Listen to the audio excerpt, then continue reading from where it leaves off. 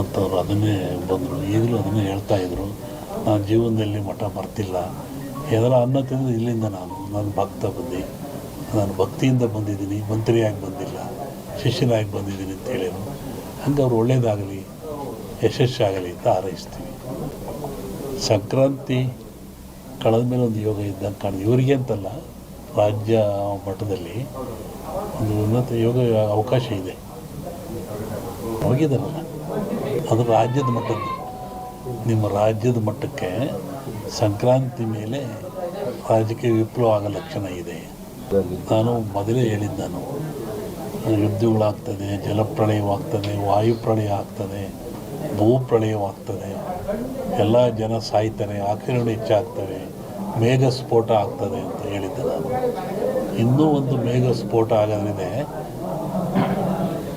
ಊಹಿಸಲಾರದ ಒಂದು ದುಃಖ ಈ ಭಾರತಕ್ಕೆ ಬರ್ತದೆ. ಪ್ರಕೃತಿದತ್ತವಾಗಿ ಆಗ್ತದೆ ಮೇಘ ಸ್ಫೋಟ. ಅದನ್ನು ಹೇಳಿದ್ದಲ್ಲ, ಮನೆಯಲ್ಲೂ ಹೇಳಿದ್ದೆ ನಾನು ಮನೆಯಲ್ಲಿ. ಒಟ್ಟಿಗೆ ಜನಜೀವನ ಅಸ್ಥಿರ, ಯಾವಾಗ ಮನೆಗೆ ಬರ್ತಾನೆ ಹೋಗ್ತಾನೆ ಅಂತ ಹೇಳೋದು ಕಷ್ಟ. ಅಸ್ಥಿರ ಇನ್ನೂ ಜಾಸ್ತಿ ಆಗ್ತದೆ. ಅದು ಅದರಲ್ಲಿ ಅರಸನಾಲಯಕ್ಕೆ ಕಾರ್ಮೋಡ ಕವಿದೀತು. ಅದು ರಾಜ್ಯಕ್ಕೂ ಇದೆ, ಸೆಂಟ್ರಲ್ಗೂ ಇದೆ. ಹಿಂದೆ ಹೇಳಿದ್ದು 2-3 ಜನ ಪ್ರೈಮ್ ಮಿನಿಸ್ಟರ್ ಕೊಲೆ ಆಗ್ತಾರೆ, ಸಾಯ್ತಾರೆ ಅಂತ. ಅದು ಆಗ್ತದೆ. ಸಂವತ್ಸರ ಪರದಲ್ಲಿ ಕಷ್ಟ, ಒಳ್ಳೆ ಲಕ್ಷಣ. ದ್ವೇಷ, ಅಸೂಯೆ, ಈ ಮಧ್ಯೆ ಒಂದಿಬ್ಬರು ಬಲಿ ಆಗ್ತಾರೆ. ಹೇಳಿದ್ದಲ್ಲ, ಸಂಕ್ರಾಂತಿ ಮೇಲೆ ವಿಪ್ಲವ ಆಗೋ ಲಕ್ಷಣ ಇದೆ. ಇಲ್ಲ ಸರ್, ಸಿದ್ದರಾಮಯ್ಯಗೆ ತೊಂದರೆ ಇಲ್ಲ. ಮೂಡ ಬರುತ್ತೆ, ಮೂಡ ಹೋಗುತ್ತೆ ಅಷ್ಟೆ. ಏನು ಆಶೀರ್ವಾದ ಬಂದರೆ ಆಶೀರ್ವಾದ ಆಗ್ತದೆ.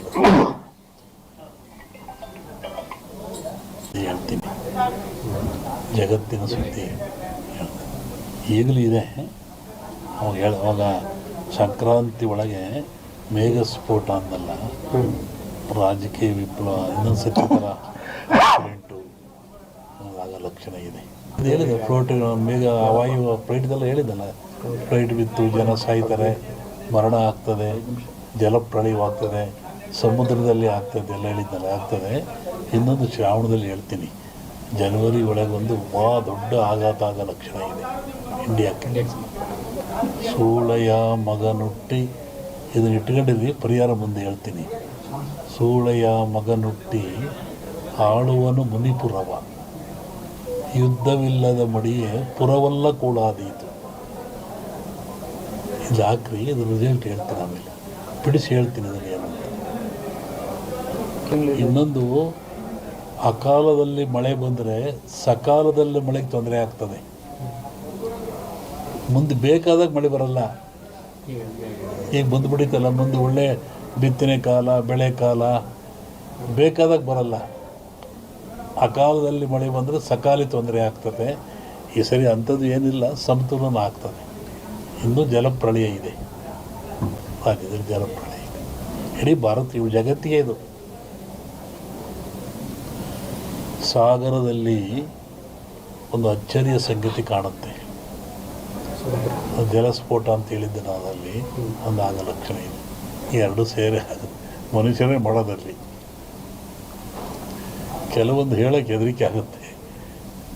ಪರಿಹಾರ ಏನೆಲ್ಲ, ಭಗವಂತನ ಧ್ಯಾನ ಮಾಡಬೇಕು ಅಷ್ಟೇ. ಯಾವ ಪೂಜೆ ಪುರಸ್ಕಾರದಿಂದ ಏನು ಉಪಯೋಗ ಆಗಲ್ಲ. ನೇರವಾಗಿ ಭಗವಂತನ ಧ್ಯಾನ ಮಾಡೋದೇ ಮುಖ್ಯ, ನೆನೆಸ್ಬೇಕು ಭಗವಂತ. ಸೂಳೆಯ ಮಗನುಟ್ಟಿ ಆಳುವನು ಮುನಿಪುರವ, ಯುದ್ಧವಿಲ್ಲದ ಮಡಿಯೇ ಪುರವಲ್ಲ ಕೂಡಾದೀತು.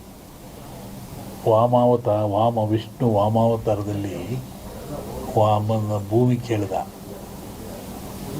3 ಅಡಿ ಭೂಮಿ ಕೇಳಿದ, ಎಲ್ಲ ಉಳಿತು. ಅಮೇರಿಕಾ ದೇಶದಲ್ಲಿ ಅಲ್ಲೇ ತುಳಿದವನ್ನ ವಾಮನ ವಿಷ್ಣು ವಾಮಾವತಾರದಲ್ಲಿ ಬಲಿಯ, ಅದನ್ನು ಮುನಿಪುರ ಅಂತ ಕರೆದರು. ಏನ್ಸಂಡ್ ಇಂಡಿಯಾ ಹಿಸ್ಟ್ರಿ ಒಳಗೆ ಅಮೇರಿಕವನ್ನು ಮುನಿಗೆ ದಾನ ಕೊಟ್ಬಿಟ್ಟನಲ್ಲ ಅವನು, ವಾಮನಿಗೆ ದಾನ ಕೊಟ್ಟನಲ್ಲಪ್ಪ, ಅದು ಮುನಿಪುರ ಅಂತ. ಯುದ್ಧವಿಲ್ಲದ ಮಡಿಯ ಪುರವಲ್ಲ ಕೂಡಾದೀತು ಅಂತ. ಮುನಿಪುರ ಅಂದರೆ ಅಮೇರಿಕವನ್ನು ಮುನಿಪುರ ಅಂತ ಕರೀತಾರೆ. ಅದು ಅಮೇರಿಕ ಒಂದು ದೇಶದಾಗೆಲ್ಲ ಎಲ್ಲರೂ ಸೇರ್ಕೊಂಡ್ರದಲ್ಲಿ. ಶ್ರಾವಣದ ಮೇಲೆ ಹೇಳ್ತೀನಿ. ನೋಡು ಹೇಳಿದ್ದೀನಿ, ಇನ್ನೂ ನೋಡ್ತಿರ್ಬೇಕಾರೆ.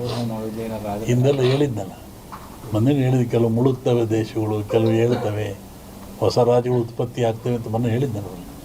ಮತ್ತು ಮದ್ದಿಲ್ಲದ ಕಾಯಿಲೆ ಬರುತ್ತೆ, 5 ವರ್ಷ ಇರುತ್ತೆ ಕಾಯಿಲೆ ಅದು. ಮತ್ತು ಕೊರೋನಾ ಬಂತು, ಇದು ಇನ್ನೊಂದು ರೂಪವನ್ನು ತಾಳುತ್ತೆ. ಆದರೆ ಸಾವು ನೋವು ಕಮ್ಮಿ, ಕಾಯಿಲೆ ಮಾತ್ರ ಈ ಸಂವತ್ಸರದಲ್ಲಿದೆ.